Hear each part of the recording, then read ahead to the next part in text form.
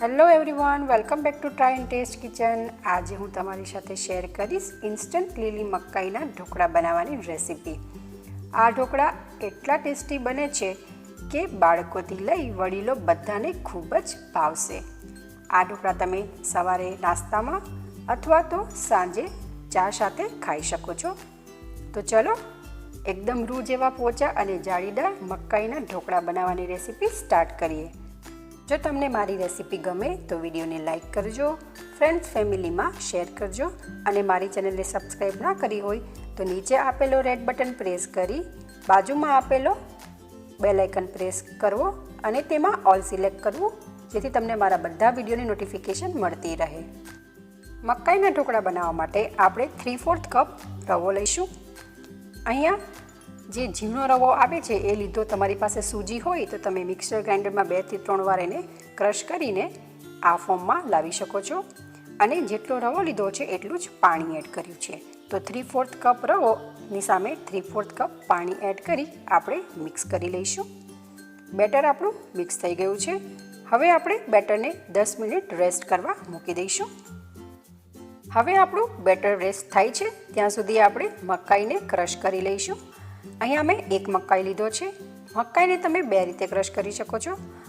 તમે આ રીતે ખમણીનો યુઝ કરીને પણ મકાઈને ક્રશ કરી શકો છો અને મકાઈના દાણા કાઢી એને મિક્સર જારમાં પણ તમે પાણી વગર ક્રશ કરી શકો છો। તમને જે રીત સહેલી પડે તમે એ રીતથી મકાઈને ક્રશ કરી શકો છો।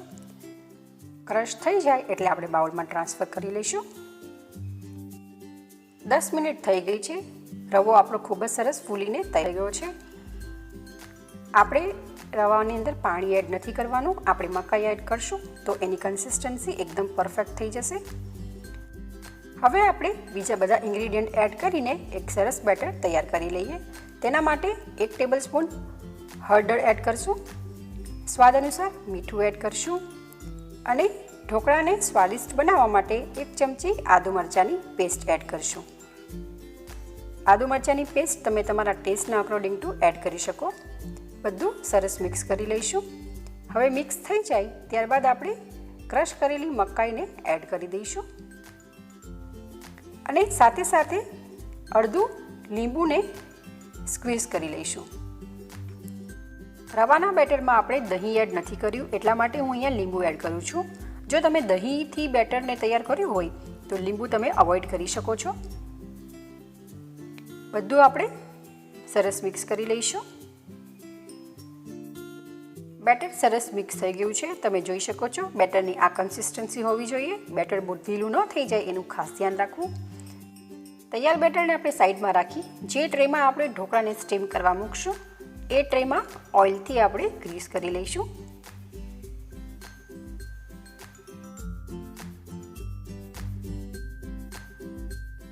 ગ્રીસ થયેલી ટ્રેને સાઈડમાં રાખી દઈશું અને બેટરમાં હવે આપણે ઈનો એડ કરશું। જ્યારે તમારી પાસે ફર્મેન્ટેશનનો ટાઈમ ના હોય અને ઇન્સ્ટન્ટ ઢોકળા બનાવતા હોય તો ઈનો ખૂબ જ સરસ રિઝલ્ટ આપે છે। ત્યારબાદ આપણે ઈનોને એક્ટિવેટ કરવા માટે થોડું ઉપર પાણી એડ કરી મિક્સ કરી લઈશું।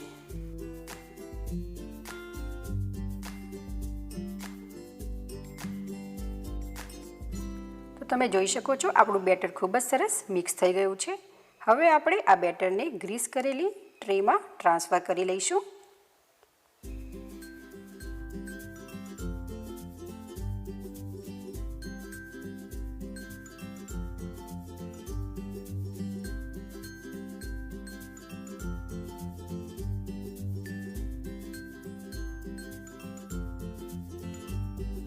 ત્યારબાદ આપણે ટ્રેને આ રીતે ટેપ કરી લઈશું જેથી બેટર બધું જ ઇક્વલી સ્પ્રેડ થઈ જાય।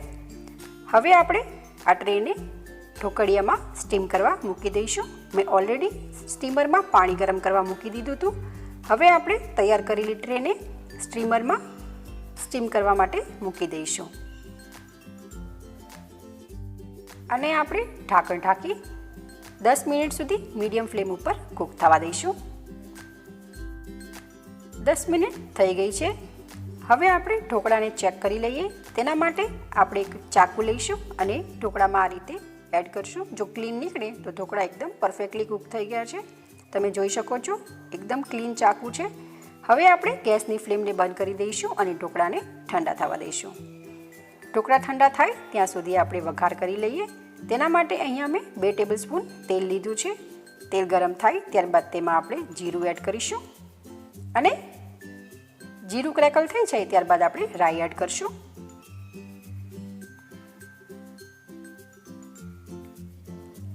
તમે જોઈ શકો છો રાઈ પણ ક્રેકલ થઈ ગઈ છે. હવે આપણે મીઠા લીમડાના પાન એડ કરીશું અને 1 ચમચી જેટલા સફેદ તલ એડ કરીશું.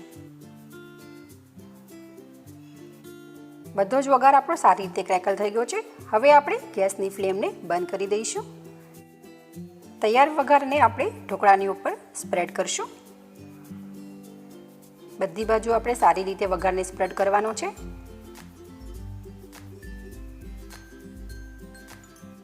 ત્યારબાદ આપણે સ્પૂનના હેલ્પથી અથવા તો બ્રશના હેલ્પથી આ રીતે વઘારને બધી બાજુ સરખા સ્પ્રેડ કરી દઈશું.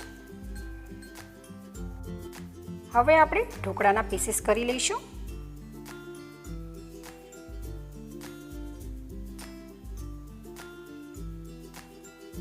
તો તમે જોઈ શકો છો અહીંયા મેં ઢોકળાના સ્ક્વેર પીસ કરી લીધા છે. ત્યારબાદ આપણે ઉપર ધાણા ભાજી સ્પ્રિંકલ કરી ગાર્નિશ કરી લઈશું. તો હું તમને એક પીસ કાઢીને પણ બતાવી દઉં. ખૂબ જ સરસ સોફ્ટ અને સ્પોન્જી આપણા લીલી મકાઈના ઢોકળા બન્યા છે. તો તમે પણ તમારા કિચનમાં આજે જ આ ઢોકળા જરૂરથી બનાવજો. નાના બાળકોથી લઈને વડીલોને બધાને જ ભાવશે. તો જો તમને આ રૂ જેવા સોફ્ટ સ્પોન્જી લીલી મકાઈના ઢોકળાની રેસીપી પસંદ આવી હોય તો મારા વિડીયોને લાઇક જરૂરથી કરજો. ફ્રેન્ડ્સ, ફેમિલી અને રિલેટિવમાં શેર કરજો. અને હજુ સુધી મારી ચેનલને સબસ્ક્રાઈબ ના કરી હોય તો નીચે આપેલો રેડ બટન પ્રેસ કરી બાજુમાં આપેલો બેલ આઇકન જરૂરથી પ્રેસ કરજો, જેથી તમને મારા આવા બધા જ નવા વિડીયોની નોટિફિકેશન મળતી રહે. તો ચલો ફરી મળીશું એક નવી રેસીપી સાથે. Thank you for watching my video.